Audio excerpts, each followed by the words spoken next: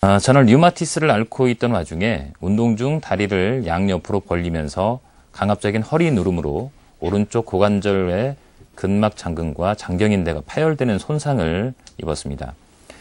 그래서 약 20년간 불면증과 함께 통증과 씨름을 하다가 참지 못하고 결국 대학병원에서 근인대 절개 봉합술을 받게 되었는데요.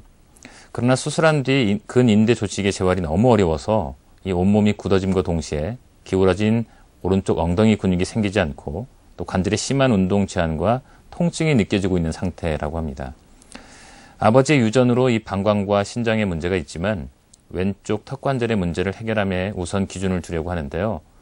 음양균형 장치와 기타 장치들이 있는 걸로 아는데 이 내원시에 받는 치료가 따로 있는지 알고 싶습니다. 어떤 치료가 가능한지. 네, 류마티스가 있다가 이게 몸이 좀 안 좋아지신 분이 문의를 주셨네요. 지금 보면은 이제 오랫동안 20년이죠.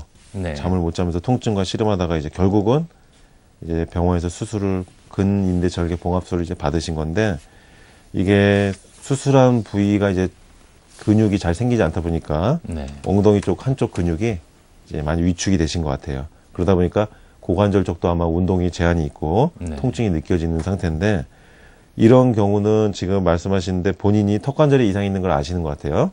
왼쪽 턱관절 문제를 이제 해결하는 거를 기준을 두고 싶다 이러셨는데, 이런 경우에 이제 치료법에 대해서 이제 설명을 제가 쭉 드려보겠습니다. 이런 경우는 이제 류마티스가 있으면서 오랫동안 류마티스가 있으면서 몸이 조금씩 이렇게 안 좋은 상태로 지내다가 수술도 하신 경우인데, 상태가 이제 아주 가볍지는 않다고 보셔야 됩니다. 가벼운 상태는 아닌데, 차근차근히 치료를 해나가면은 좋아질 수가 있습니다. 이 정도 상태도. 어떤 치료법들로 이제 치료를 하는지 이제 제가 하나씩 설명을 드리겠습니다. 이런 경우는 일단 한의원에 이제 나오시면서 이제 치료를 하시는 게 좋은데, 일단은 지금 말씀하신 것처럼 음양균형 장치라는 게 있어요.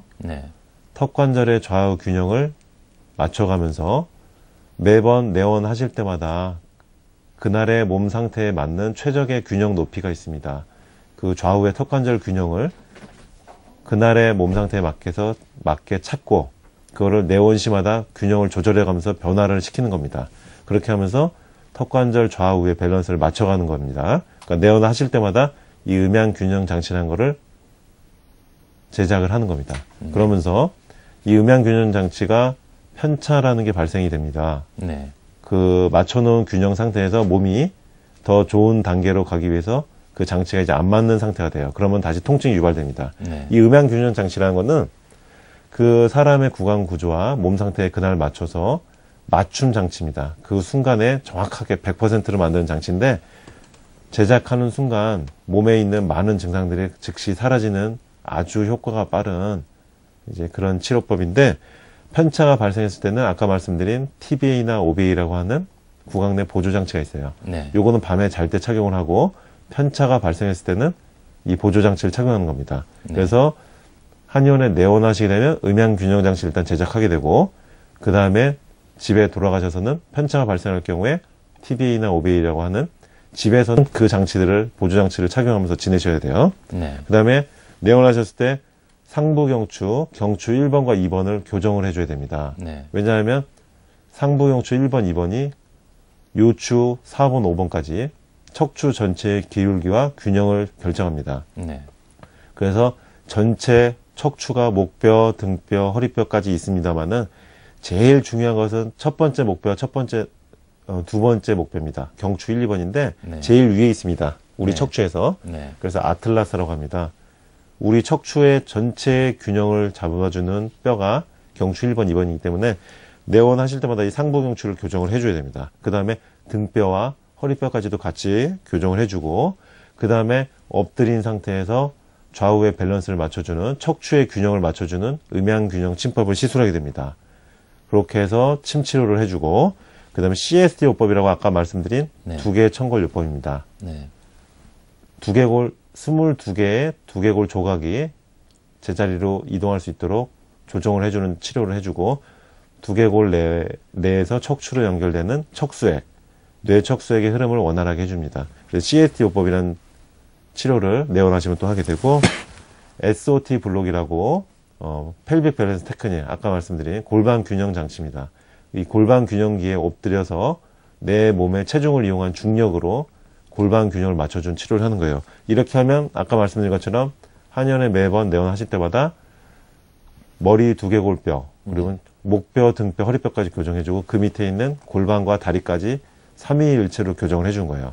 온몸 전신을 이제 교정을 해주는 거죠. 이렇게 하면 완벽하게 그날 한의원에 온 상태에서 좌우의 밸런스를 맞추는 교정을 해주는 거고, 그 다음에 아까 말씀드린 침 치료도 해주고, 그 다음에 척추 좌우로 근육에 뭉친 부분들을 풀어주는 부항을 해야 됩니다. 피를 빼는 부항이 아니고요. 네.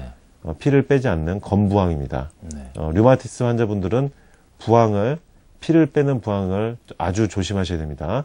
만성 소모성 진행되신 상태의 분들은 특히나 부항으로 피를 빼는 것은 주의하셔야 되고, 부항을 굳이 하실 거면은 피를 빼지 않는 건부항, 부항을 붙였다가 공기를 빨아들였다가 빼기만 하는 그런 부항을 해줘야 됩니다.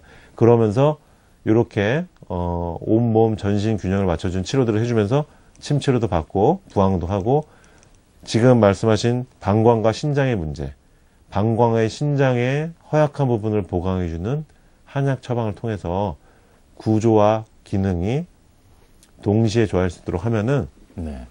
아무리 이렇게 심한 류마티스 환자분들이 있더라도 FCS요법으로 이렇게 균형을 맞춰주면서 교정을 해주면서 한약으로 투여를 하면은 조금씩 좋아지면서 몸 상태가 상승이 됩니다. 그러니까 너무 걱정하지 마시고 네. 그런 치료법들로 치료해 보시거나 한번 참고해 보시기 바랍니다.